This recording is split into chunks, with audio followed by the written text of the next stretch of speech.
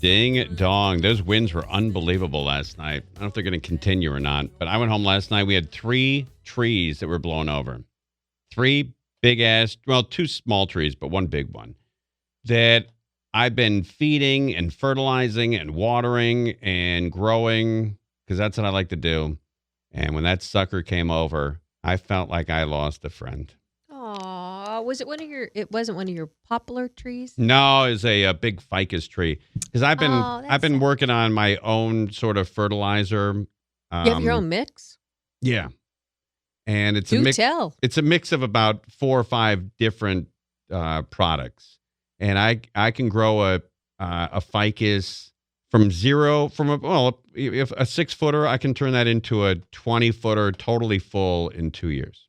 Where did you get this green thumb? Because you actually are pretty good. You have like the best grass in the block. Thank you. You know, I get all my knowledge at Armstrong. You know that nursery? Yeah. Those guys and gals who work, they know what's going on. They know what's happening. Can you share a few tips with us? Yeah. When I went to do my lawn, I'll tell you a real great tip on a lawn. And you don't either you have it or you don't. But on your lawn, if it slopes, it's sensational, right? If the like the north end is 5 inches higher or 10 inches higher than the south end, and it's a gradual slope, you're not going to get any water settling on that. The water will run off, and you won't over or underwater that way, or it won't overwater that way. What if you don't have a slope? Then it's a little tougher. It's tougher. You can make one, right? You can bring in some dirt, make one, but that's not feasible for a lot of people. I will say that the products, Ironite is great for turning your grass green.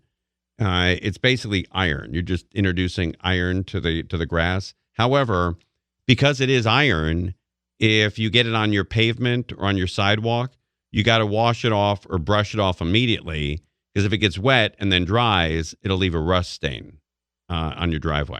Each one of those pellets is made with metal or with iron, and it will rust your driveway. So as soon as you throw that stuff on, you either have to take your hose or your whatever lawn equipment, your blower, and blow all that crap off into the neighbor's yard, right, into their driveway. And let them, rust their driveway. Let them deal with it. Yeah, but not yours. But otherwise, it's just spending a lot of time pulling weeds by hand. It's a lot of work. The ficus trees, are you supposed to trim them down each year? Well, you're supposed to cut the tops of them off because the reason why these ficus trees on Magnolia here in Burbank, the reason why the roots crack the pavement all the time is they let them get too big. And if a ficus tree gets too big, it will crack the pavement and the walls and the like the outdoor walls and the cement work and the brick. It'll break all that stuff. So you don't let them get that big. You have to cut them off the top. They'll get fuller if you cut the tops. They'll get wider. What's the secret? Because, like when you trim, and this is legitimate. I have some ficus trees. All right. Oh, you do? You're smiling at me like, okay, what are you getting at? But I'm not, I really want to know. All right. Because they're growing in a weird way, and some of the branches are dead, but I'm afraid to trim it. I don't know how to trim them. Well, first of all, how often do you feed them? Feed them? Yeah. Most people say never. Okay, I don't. Okay. So you just water them? I water them. Okay, they need food. And they need, first of all, I'll bring the products in tomorrow. Okay. And I guarantee you by summer of next year, you're going to have full, beautiful trees. Really? Yeah. Because in spring, they'll really, and it's great to start fertilizing them right now, because then when spring comes around, they'll have all that food all winter and they'll explode on you. Are they in the ground or in pots? They're in pots. How big are the pots? Well, people can't see that. Well, but I don't know how big. It's like she's giving somebody an air hug. Did she really just put Well, I'm saying it to Tim, so Tim can say. He's Mr. Math. If they are in pots, they need to be fed a lot more than they're in the ground. Okay. Because they can't. The roots are looking for water and food, and they can't find any in that pot.